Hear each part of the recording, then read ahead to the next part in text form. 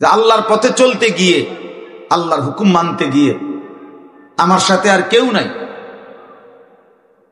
কারোর সাথে আর মিশতে পারলাম না, মিলতে পারলাম না, তখন আমি একাই হয়ে গেলাম।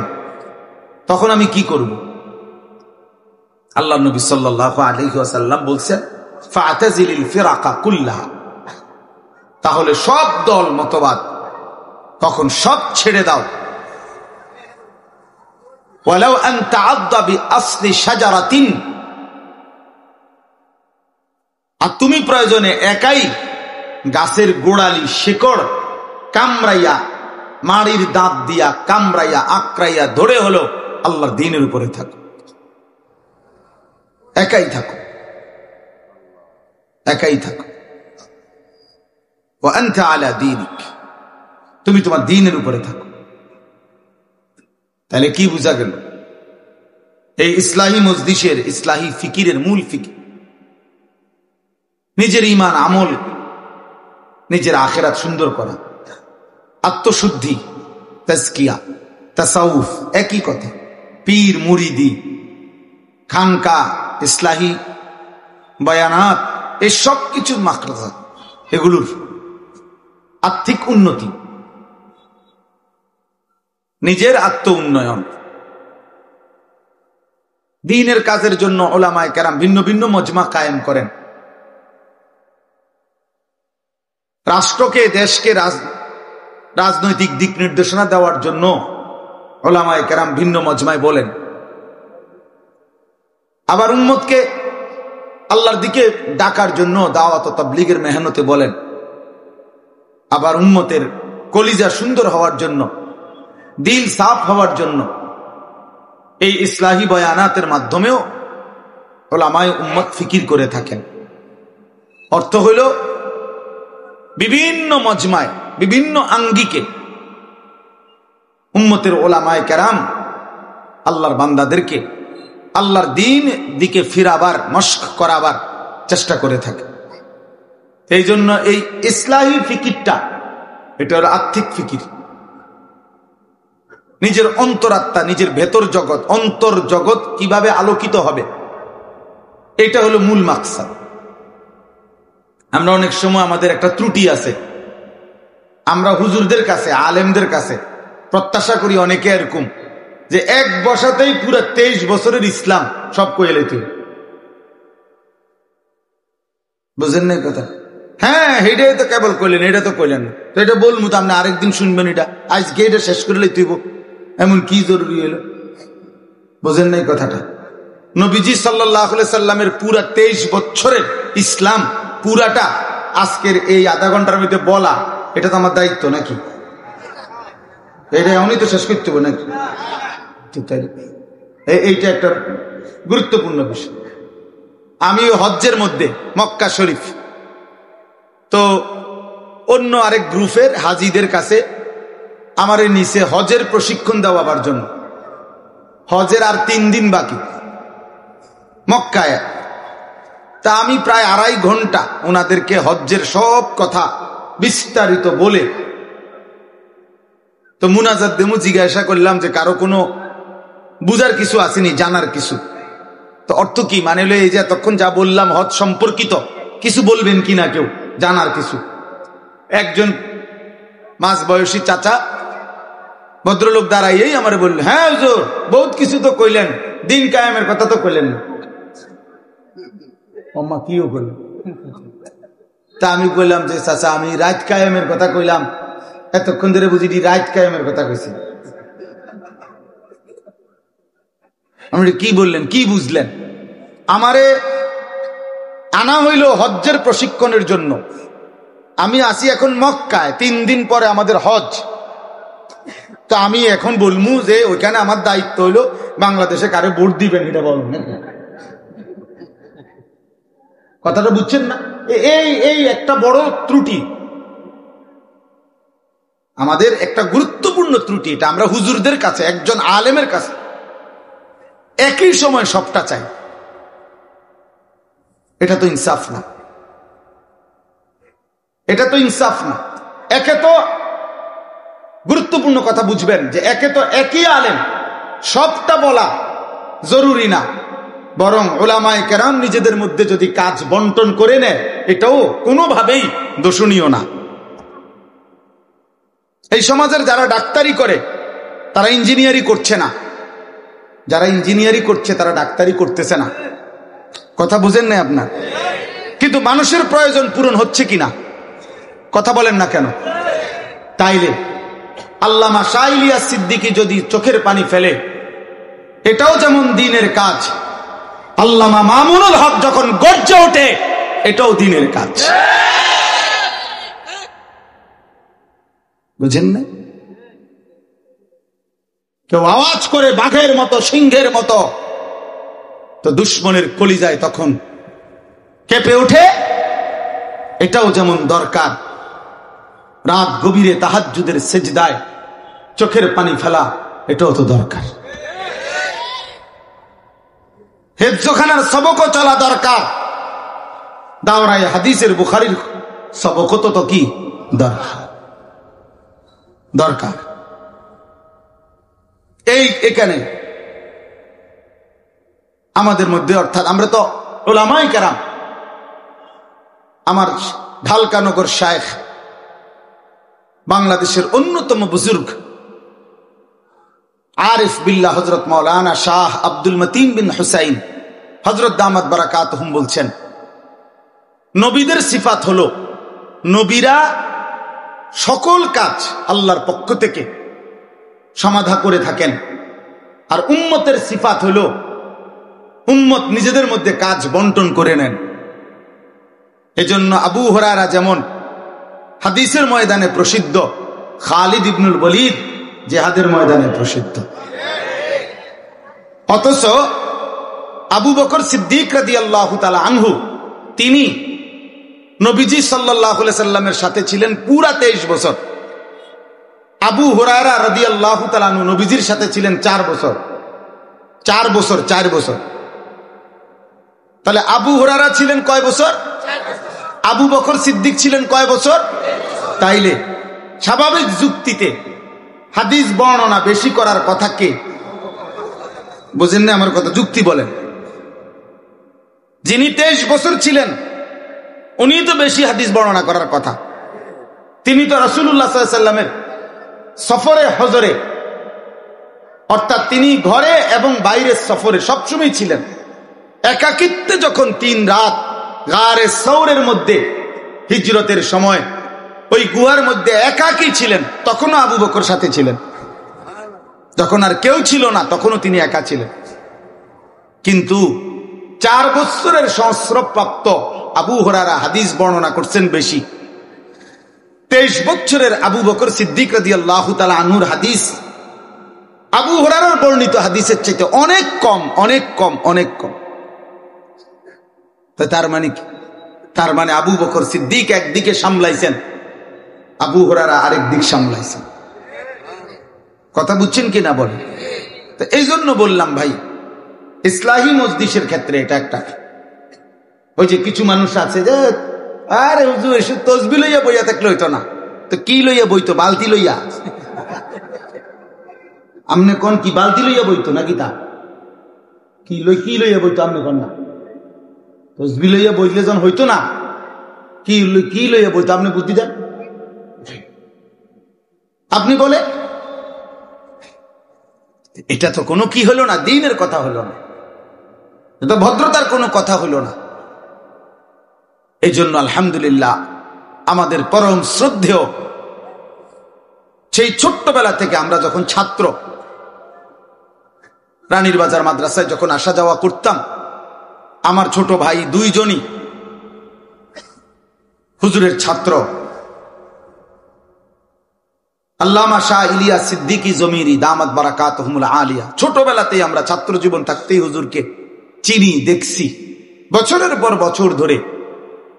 কর্মজীবনের আজকের এই লম্বা হায়াত, সব সময় আলহামদুলিল্লাহ আমরা হুজুরকে দেখছি। এই তাসাউফ, আধ্যাত্মিকতা, মানুষের আত্মশুদ্ধি, ইসলাহি ফিকির, এটা খুব বেশি তিনি করে থাকেন, করছেন, এখনো করতেছেন।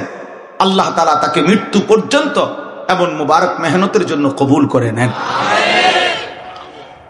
প্রিয় ভাই আমার, বাপ আমার, আর্থিক উন্নতি, আর্থিক সৌন্দর্য এটা খুব জরুরি। কোরআনুল কারীমের মধ্যে আল্লাহ তাআলা বলছে কাদ আফলাহা মান তাযাক্কা, যে তার অন্তরকে পবিত্র করেছে সেই সফল হয়েছে। আর কোরআনের ভাষায় সফলতা মানে জান্নাত পাওয়া। ফামান যুহজিহা আনিন নার ওয়া উদখিলাল জান্নাতা ফাকাদ ফাজা। সরাসরি কোরআনে আল্লাহ বলছেন যাকে জাহান্নাম থেকে মুক্তি দেয়া হলো এবং যাকে জান্নাতে প্রবেশ করানো হলো, ফাকাদ ফাজা, সেই কেবল সফল হলো। তাহলে কোরআনের ভাষায়, ইসলামের ভাষায় সফলতা জান্নাত পাওয়া। সফলতা কি পাওয়া বলেন না? জান্নাত পাওয়া। তো আল্লাহ তাআলা বলেন কাদ আফলাহা মান তাযাক্কা, যে তার অন্তরকে পবিত্র করেছে সে সফল হয়েছে, মানে জান্নাত পেয়েছে। তাহলে জান্নাত পাওয়ার জন্য অন্তর পবিত্র রাখা, দিল সাফ করা, এটার উপরে মেহনত চেষ্টা করা, এটার জন্য চেষ্টা তদবির করা, এটা জরুরি। কোরআনুল কারীমের মধ্যে আল্লাহ তাআলা সবচেয়ে বেশি কসম করছেন যে কথা বলার জন্য, সেটা হলো এই অন্তর পবিত্র করার জন্য, এই মেহনতের জন্য। কোরআন শরীফে বহু কথা বলার জন্য আল্লাহ নিজে কসম করছে, কসম বিভিন্ন জিনিসের, ওয়াত্তিন ওয়াজ্জাইতুন ওয়াতুরে সিনিন ওয়াহাদাল বালাদিল আমিন, এগুলা কসম। ওয়াদ্দুহা ওয়াল্লাইলি ইদা সাজা, এগুলা কসম। লা উকসিমু বিহাদাল বালাদ ওয়া আনতা হিল্লুম বিহাদাল বালাদ, এগুলা কসম। এরকম কসম আছে কোরআনে। আল্লাহ কসম করে করে বিভিন্ন জিনিসের আল্লাহ বিভিন্ন কথা বলছেন। কোথাও একটা কসম করছে, দুইটা, তিনটা, চারটা, কিন্তু কোরআনুল কারীমে আল্লাহ তাআলা একসাথে 14টা কসম করছেন এক জায়গায়। 14টি কসম করে, ধারাবাহিক 14টা কসম করে এরপরে আল্লাহ বলছেন কাদ আফলাহা মান যাক্কাহা, যে তার অন্তরকে পবিত্র করেছে সে সফল হয়েছে। আল্লাহ বলেন এই কথাটা বলার জন্য আমি 14টি কসম করলাম।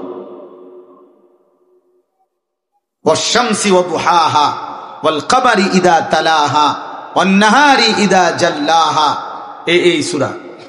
এখানে প্রতিটার মধ্যে দুইটা দুইটা কসম আছে। খতিব আজম মুনাজিরে জামান আল্লামা নুরুল ইসলাম অলিপুরি দামাত বারাকাতুহুমুল আলিয়া, হযরতের জবানে আমরা এটা পুরাপুরি শুনছি, আমি নিজে শুনছি এই ব্যাখ্যাটা, 14টি কসমের ব্যাখ্যা। তাহলে বলতেছিলাম কাদ আফলাহা মান যাক্কাহা, অন্তরকে পবিত্র করা, অন্তরকে পবিত্র করা কারো মাধ্যমে, কারো তত্ত্বাবধানে, কারো কাছে নিজেকে সুপুর্দ করার মাধ্যমে, নিজের দিল সাফ করা, নিজের অন্তরকে অসংখ্য মন্দ অভ্যাস, কুরিপু, বদ আখলাক থেকে পবিত্র করে উত্তম অভ্যাস, উত্তম আখলাক দ্বারা সুসজ্জিত করা, এটা একটা মেহনত। এটা এমনি হয় না, বলে দিলেই হবে না যে ভালো হয়ে যাও। বুঝেন না কথাটা? এরকম এক লাইন বলে দেওয়া যাবে না, এ বললেই সে ভালো হয়ে গেল, বিষয়টা এমন না। বিষয়টা এমন না। অথবা নিজে নিজে বলল আমি ভালো হয়ে গেলাম, না আমি ভালো হয়ে গেলাম বললেই ভালো হয় না।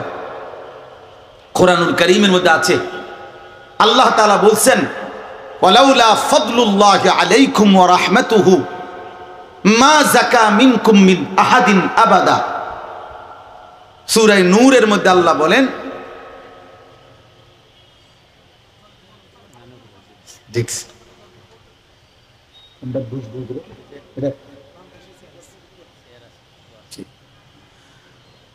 আল্লাহ তাআলা বলেন ওয়ালাউলা ফাদলুল্লাহি আলাইকুম ওয়া রাহমাতুহু মা যাকা মিনকুম মিন আহাদিন আবাদা।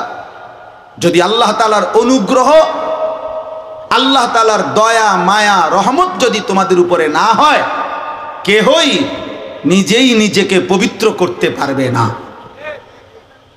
বিশ্বাস করেন, এটা কোরআন শরীফের আয়াত।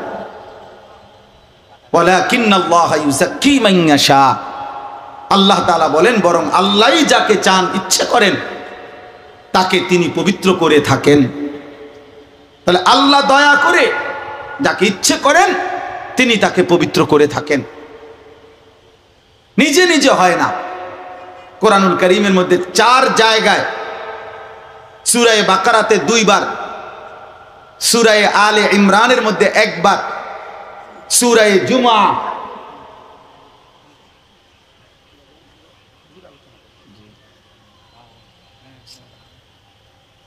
সূরা জুমআর মধ্যে 1 বার, কোরআনুল কারীমে মোটে 4 বার আল্লাহ তাআলা এই কথাটা বলছেন যে আমি আমার নবী সাল্লাল্লাহু আলাইহি সাল্লামকে, প্রিয় নবী সাল্লাল্লাহু আলাইহি সাল্লামকে আল্লাহ তাআলা এই পৃথিবীতে কেন পাঠাইছেন, নবীজি কেন আসলেন পৃথিবীতে, 23 বছরে তিনি কি করলেন, আল্লাহ তাকে কেন পাঠাইলেন।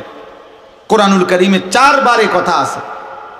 রব্বানা বিল্লাহি মিন শুরুরি আনফুসিনা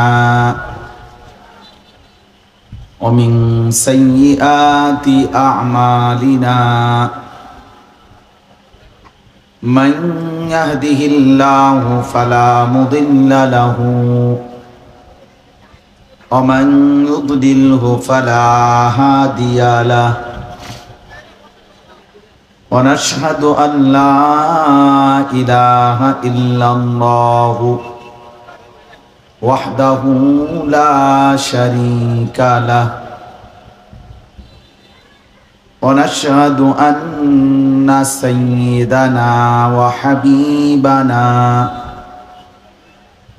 ওয়া মাওলানা মুহাম্মাদান আবদুহু ওয়া রাসূলুহু আম্মা বা'দ ফাআউযু বিল্লাহি মিনাশ শাইতানির রাজীম বিসমিল্লাহির রাহমানির রাহিম ইয়া আইয়ুহাল্লাযীনা আমানু মান ইয়ারতাদ্দা মিনকুম আন দীনিহি من يرتد منكم عن دينه فسوف يأتي الله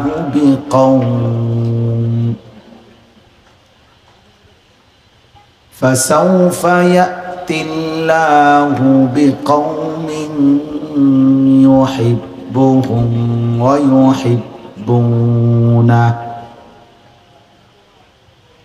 أذلة على المؤمنين أعزة على الكافرين يجاهدون في سبيل الله ولا يخافون لومة لائم ذلك فضل الله يؤتيه من يشاء والله واسع عليم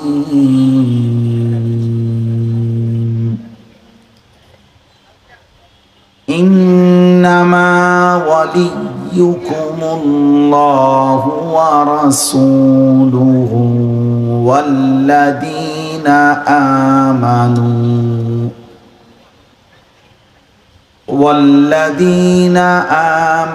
الذين يقيمون الصلاة ويؤتون الزكاة وهم راكعون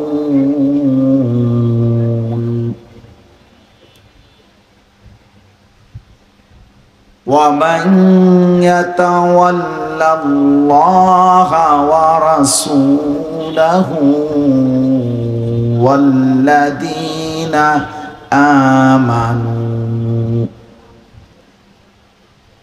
والذين آمنوا فإن حزب الله هم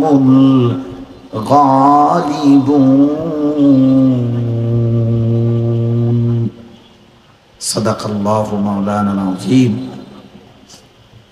وقال نبينا صلى الله عليه وسلم قال الله عز وجل يقول الله عز وجل أين المتحابون بجلالي اليوم أظلهم في ظلي يوم لا ظل إلا ظلي اللهم صل على محمد وعلى آل محمد كما صليت على إبراهيم وعلى آل إبراهيم إنك حميد مجيد اللهم بارك على محمد وعلى آل محمد كما باركت على إبراهيم وعلى آل إبراهيم إنك حميد مجيد سبحانك لا علم لنا إلا ما علمتنا إنك أنت العليم الحكيم الحمد لله আল্লাহ পাক রব্বুল ইজ্জত জুল জালাল ওয়াল ইকরামের ফজল কারাম রব্বুল আলামিনের অপরিসীম ইহসান মেহেরবানি দয়া আল্লাহ তাআলা আমাদেরকে আজ 31 জুলাই 2025 রোজ বৃহস্পতিবার কুমিল্লা মহানগর উত্তর কালিয়াজুড়ি ঐতিহ্যবাহী দ্বীনি মার্কাজ দ্বীনি প্রতিষ্ঠান বাবুস সালাম জামিয়া জমিরিয়া মার্কাজুদ দাওয়া ওয়াল ইরশাদ এর উদ্যোগে আজকের এই মুতাবাররাক ইসলাহি জোড়ে অনেক অনেক শ্রদ্ধাভাজন হযরত ওলামায়ে কেরামের উপস্থিতিতে আল্লাহ তাআলা আমাদেরকে আসবার বসবার আল্লাহর জন্যই জমা হওয়ার তৌফিক দান করেছেন আলহামদুলিল্লাহ।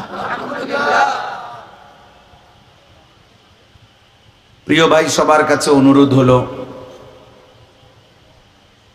একটা মাহফিলের আয়োজনের পিছনে আসলে অনেক কষ্ট পরিশ্রম অনেক ফিকির ব্যয় করতে হয়, যথেষ্ট পরিমাণ ঝামেলা পোহায়া একটা মাহফিলের ইন্তজাম হয়,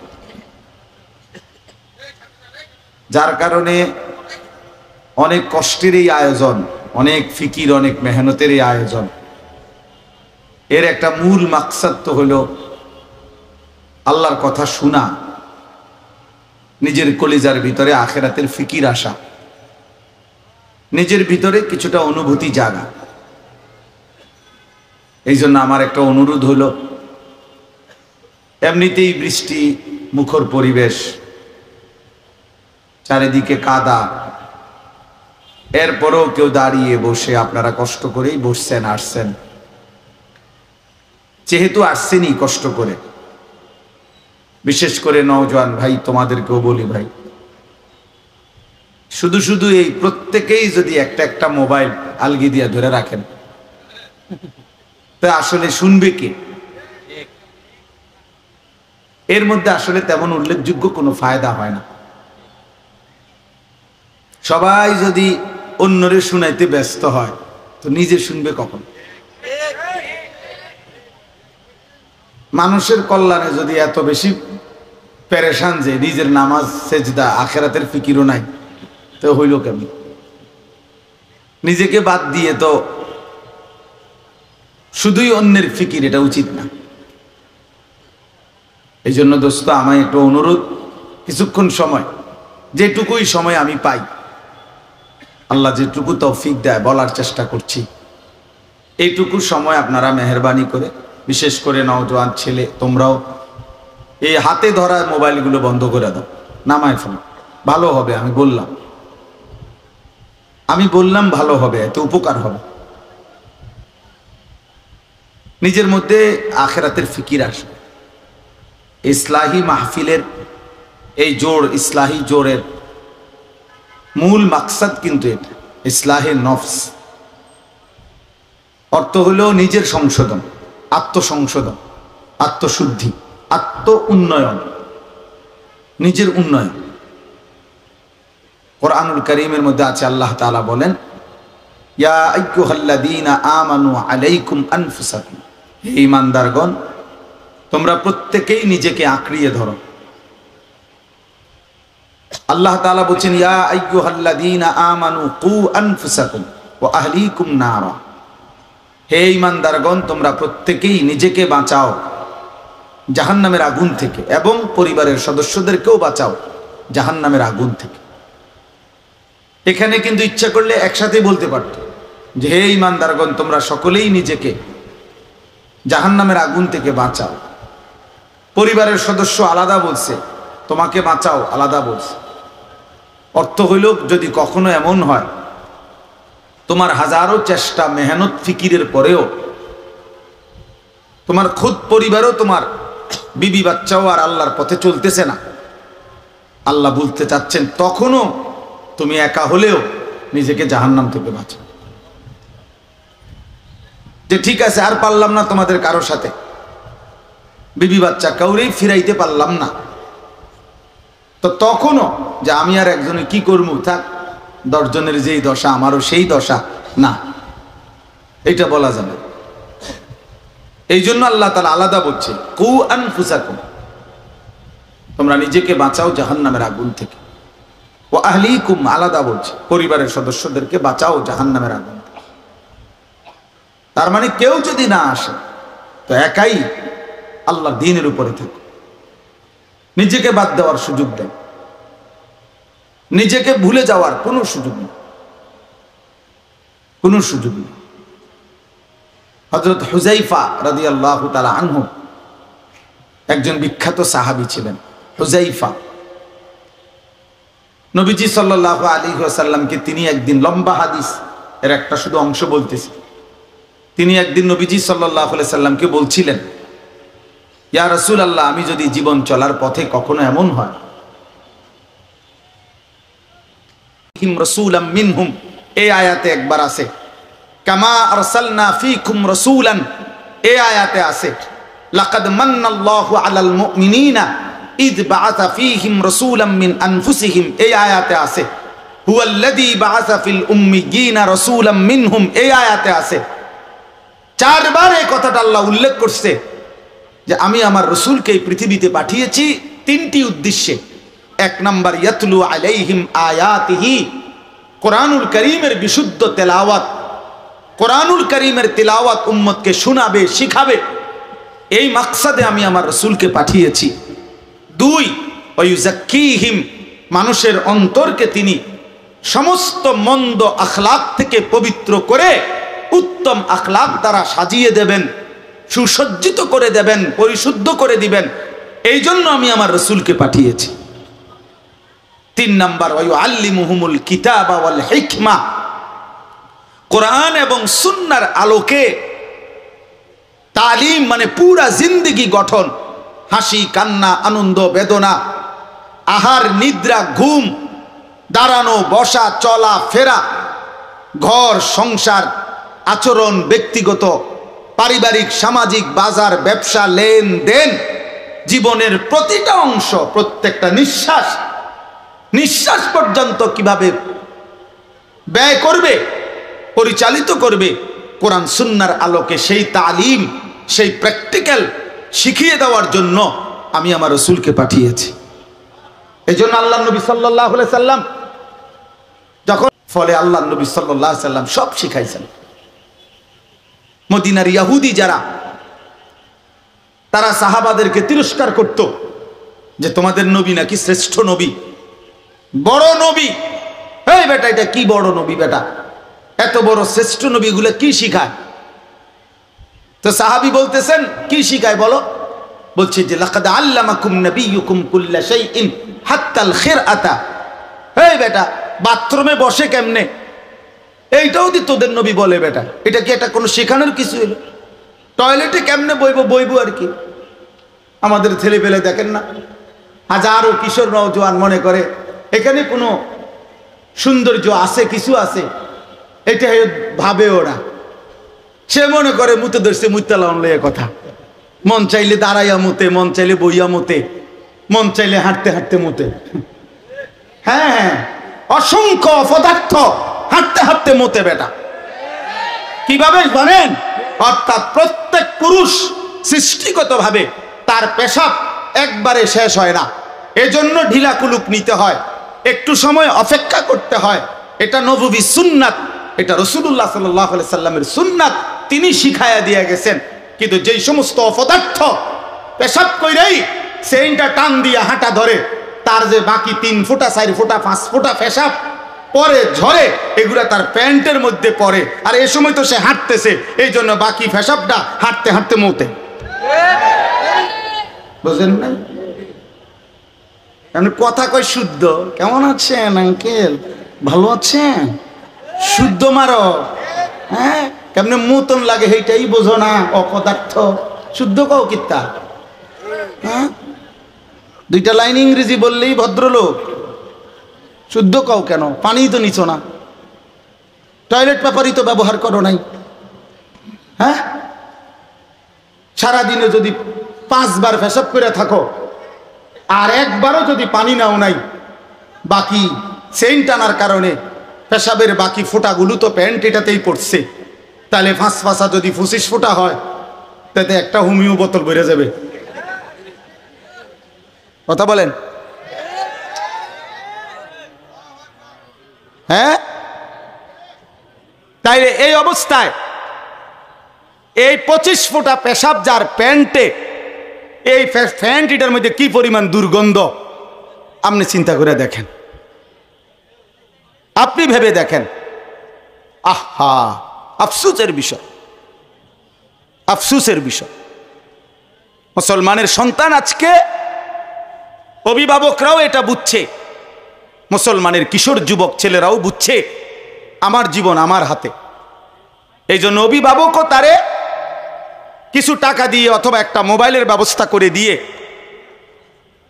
তারে তার হাতে তুলে দিছে, তাকে তার হাতে ছেড়ে দিছে, যার কারণে আপন মা বাবা সমাজ দেশ কারো কাছ থেকে নিজের ধর্ম, নিজের দিন, নিজের ইসলাম, নিজের কোরআন কোন জায়গার থেকে সে কিছু নেওয়ার প্রয়োজন করে না, বোধ করে না। সে মনে করে আমার জিন্দেগি আমি সাজাবো, আমার জীবন আমি যেভাবে চালাইবো। আল্লাহর কসম ভাইয়া, নিজের ইচ্ছা মতো যে জীবন চলে, যে জীবন নিজের মতো করে চলে, ওই জীবন মানুষের জীবন না, ওই জীবন জন্তু জানোয়ারের জীবন, ওই জীবন হাইওয়ানের জীবন, হাইওয়ানের জীবন, ওই জীবন হাইওয়ানের জীবন।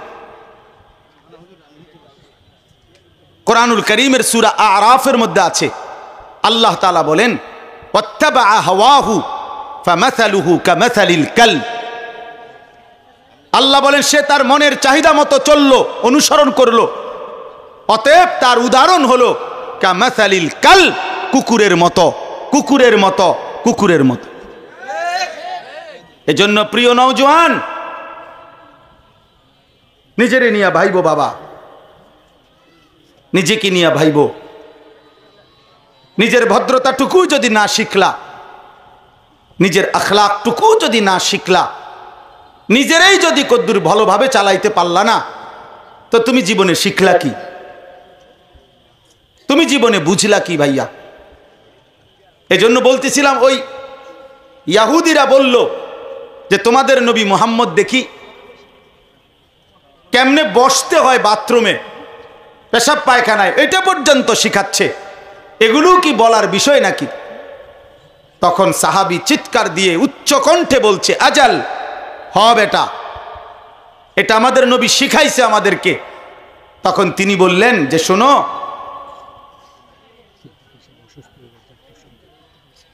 আমাদের নবী সাল্লাল্লাহু আলাইহি সাল্লাম শুধু কেবল কেমনে বসে বাথরুমে এটা না, বরং আমরা কয়টা ঢিলা ব্যবহার করব, আমরা কয়টা ঢিলা ব্যবহার করব, সেইটা পর্যন্ত আল্লাহর নবী আমাদেরকে শিখায়া দিয়েছেন। তার মানে তিনি এর দ্বারা লজ্জাবোধ করে নাই সাহাবী, বরং তিনি আরো উৎসাহের সাথে বলছে, হ্যাঁ, তিনি আমাদের এমন নবী যিনি আমাদেরকে বিন্দু বিসর্গ শিখায়া দিছেন। সুবহানাল্লাহ। আমার ভাই, আমার মাঝখানের কথাটাই শুধু বলার উদ্দেশ্য ছিল। অনেক বুজুর্গ উলামায়ে কেরাম, আমাদের নানুপুর হযরত দামাত বারাকাতুহুম, এত বড় মহান বুজুর্গ এখানে বসা আছেন। বাংলাদেশের প্রখ্যাত আলেমে দ্বীন, প্রখ্যাত ওয়ায়েস, সারা পৃথিবী খ্যাত ওয়ায়েস হযরত মাওলানা হাফিজুর রহমান সিদ্দিকী দামাত বারাকাতুহুমুল আলিয়া, তিনি অনেক আগেই এসেছেন, বিশ্রামে আছেন, কিছুক্ষণের মধ্যে ইনশাআল্লাহ চলে আসবেন। অতএব আমি মূলত লম্বা বয়ান করতে চাই না। এখানে মূলত আমরা আসছি আসা, উপস্থিত হওয়া, এতটুকুই আমাদের জন্য সৌভাগ্য। তো আমি আপনাদের কাছে বলতে চাই যে এখানেও আল্লাহ পাক রব্বুল আলামিন আমাদের নবী সাল্লাল্লাহু আলাইহি সাল্লামকে পাঠানোর তিনটা উদ্দেশ্যের মধ্যে একটা উদ্দেশ্য এটা বলছেন, ওয়ায়ুযাক্কিহিম, অন্তরকে পবিত্র করা, দিল সাফ করা, সমস্ত মন্দ আখলাক থেকে অন্তরকে পবিত্র করে উত্তম আখলাক দ্বারা সুসজ্জিত করা। অতএব আজকে আমি শুধু এই কথাটাই আপনাদের কাছে শুনাইতে চাই। কিশোর নওজোয়ান ভাই, তোমাদের কাছেও বলতে চাই, প্রিয় ভাই, নিজের হাতে নিজে চললে, শুধুমাত্র মোবাইল দেখে দেখে, শুধুমাত্র সমবয়সী বন্ধুদের সাথে চলে চলে উত্তম মানুষ হইতে পারবা না ভাইয়া। প্রিয় বন্ধু, আমি বলে গেলাম, যারা তোমরা নিজের মোবাইলের হাতে তুলে দিছ, যারা তোমরা 24 ঘন্টায় এই মোবাইলের উপরে জীবন উৎসর্গ করেছ, এটা তোমাদেরকে শেষ পর্যন্ত জাহান্নামের আগুনে ফেলা পর্যন্ত শান্ত হবে না। এটা তোমাদেরকে শেষ পর্যন্ত জাহান্নামের আগুনে ফেলবে। রাত নাই, দিন নাই, সকাল নাই, দুপুর নাই, মা বাবা, পরিবার, আত্মীয় স্বজন, ধর্ম, কর্ম, ঈমান, ইসলাম, আল্লাহ, রসুল, সবকিছুর থেকে বিচ্ছিন্ন হয়ে অগণিত যুবক তোমরা দিন রাত নিজেরে এই মোবাইলের উপরে ছেড়ে দিলা, সমবয়সী বন্ধুদের উপরে ছেড়ে দিলা। তোমার সমবয়সী বন্ধু 8 ঘন্টা 10 ঘন্টায় যার সাথে চলবার পরেও সেই যে বিকাল 3টা বাজে এই 4টা বন্ধুর লগে বাইর হইলা, তোমার বন্ধু সমবয়সী রাতের 11টা বাজে ঘরে ফিরিলা, মাঝখানে 8 ঘন্টা গেছে, 3টা থেকে 11টা, আসরের ওয়াক্ত, মাগরিবের ওয়াক্ত, এশার ওয়াক্ত, 3 ওয়াক্ত নামাজ হইছে, কিন্তু তোমার বন্ধু নামের ওই দুষ্ট একটাবারও তোমার 1 ওয়াক্ত নামাজের কথা বলল না, বরং একবার নারী, একবার ছবি, একবার গান, একবার বাদ্য, একবার মোবাইল, একবার অসভ্য কথা, অশ্লীলতা, বেহায়াপনা, এই কথাগুলোই বলছে বা মনে করাচ্ছে, এই নিয়েই ব্যস্ত রাখছে। আল্লাহর কসম বন্ধু, এই মানুষ তোমার বন্ধু না, ও শয়তান, শয়তান, শয়তান ছাড়া আর কিচ্ছু না হয়। ওইটা ইবলিস, ওইটা ইবলিস, ওইটা ইবলিস, ওইটা আদুব মুবিন, ওইটা স্পষ্ট শত্রু শয়তান, স্পষ্ট দুশ্মন এটা, যে তোমারে আল্লাহ চিনায় না, যে তোমারে আখিরাত চিনায় না, যে তোমারে পরকাল মনে করায় না, যে তোমারে মালিকের সন্ধান দেয় না। অতএব আমি আমার কথা শেষ করতে চাই। আমার কথা এটাই, আজকে এই তাজকিয়া, এই ইসলাহি জোর, এই আহলুল্লাহ ওলামায়ে কেরামের সংস্পর্শে, আল্লাহর প্রিয় বান্দাদের সান্নিধ্যে কিশোর যুবক তোমরাও সময় দাও, বয়স্ক বাবা চাচা আপনারাও সময় দেন। আপনাদেরকে অনুরোধ করছি, তাইলে দুনিয়াও সুন্দর হবে, আখিরাতও সুন্দর হবে। একাকী চলবেন না, নিজের বুঝে চইলেন না। হাকিমুল উম্মত মুজাদ্দিদুল মিল্লাত হযরত মাওলানা শাহ আশরাফ আলী থানভী রাহমাতুল্লাহ আলাইহি বলছেন, জু মুস্তাকিল বিজাত ও মুস্তাকিল বজাত, যে মনে করে আমি স্বয়ং সম্পূর্ণ, আমার বুঝে আমি চলবো, হযরত বলেন মনে রাখবা সে একটা স্বয়ং সম্পূর্ণ বদজাত। ও মুস্তাকিল বিজাত না, মুস্তাকিল বদজাত। এই জন্য দয়া করে আজকের এই ইসলাহি জোড়ে আমি সকলের কাছে আহ্বান জানাই। অনেক নওজোয়ান ভাই আসছো, ভাই তোমরা নিজে নিজে চইলো না, নিজের উপরে চইলো না। চুল তোমার মন মতো, পোশাক তোমার মন মতো, তোমার জীবন চলা ফেরা মন মতো, মন চাইলে ঘুমাও, মন না চাইলে ঘুমাও না। রাতের 3টা বাজে তবুও ঘুমাচ্ছ না, সকাল 10টা বাজে তবুও উঠতেছ না। আরে দোস্ত, এটা কোনো মোমেনের জীবন হয় না, এটা কোনো মুসলমানের জিন্দিগি হয় না, এটা কোনো ইমানদারের পরিচয় হয় না। এ জীবন জন্তু জানোয়ারের হইতে পারে, যার কোনো লাগাম নাই, যে লাগামহীন, যার কোনো হিসাব নাই। মোমেন হিসাব করে চলে। ইন্নাস সালাতা কানাত আলাল মুমিনিনা কিতাবাম মাওকুতা, আল্লাহ বলে প্রতিটা নামাজ আমি আল্লাহ মোমেনের উপরে সময় গুনে গুনে ফরজ করেছি। আল্লাহ বলে সময়কে আমি 5টা ভাগে নাম দিয়েছি, নাম করেছি, সকাল দুপুর বিকেল সন্ধ্যা রাত। এজন্য 5 ওয়াক্ত নামাজও প্রত্যেক ওয়াক্তের পরিবর্তন, সময়ের পরিবর্তনের সাথে আমি আল্লাহ একটা একটা নামাজ বেঁধে দিয়েছি। যখন সকাল হয় ফজর, দুপুর হয় জোহর, বিকাল হয় আসর, সন্ধ্যা হয় মাগরিব, রাত হয় এশা। আল্লাহ তাআলা বলেন, মোমেন আমি চেয়েছি সময়ের প্রতিক্ষণে আমি যেন তোমাকে সাথে রাখতে পারি, তোমাকে বেঁধে রাখতে পারি, আমি আল্লাহর সাথেই জুড়ে রাখতে পারি। এই জন্য দয়া করে নিজে নিজে চইল না। আল্লাহকে বাদ দিয়ে চললে, দিনকে বাদ দিয়ে চললে এ জীবন সুন্দর হয় না। আল্লাহ তাআলা আমাদের সবাইকে উত্তমভাবে ওলামায়ে কেরামের সোহবতে সান্নিধ্যে থাকার তৌফিক দান করেন।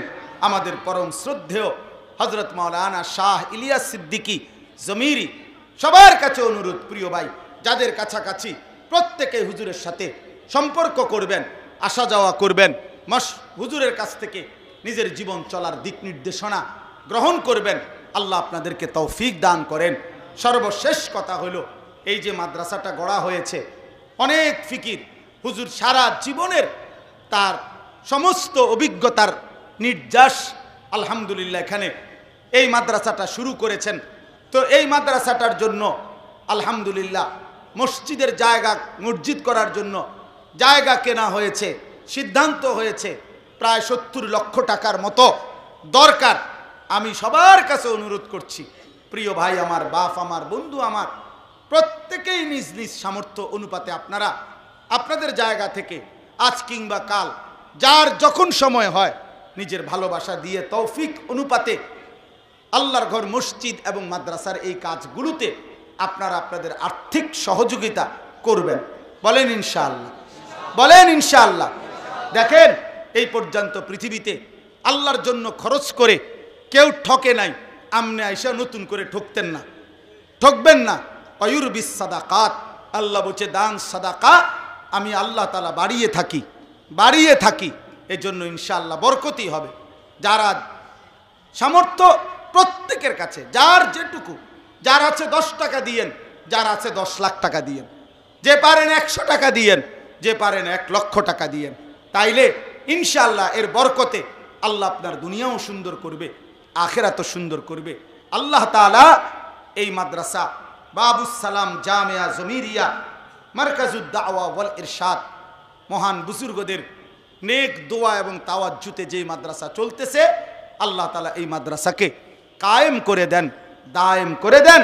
আল্লাহ তাআলা এই মাদ্রাসা এবং হুজুরের ফয়ুজাত পুরা মহল্লাবাসীকে গ্রহণ করার তৌফিক দান করেন। আমিন আমিন। সুবহানাল্লাহি ওয়া বিহামদিহি, সুবহানাকাল্লাহুম্মা ওয়া বিহামদিকা আশহাদু আল্লা ইলাহা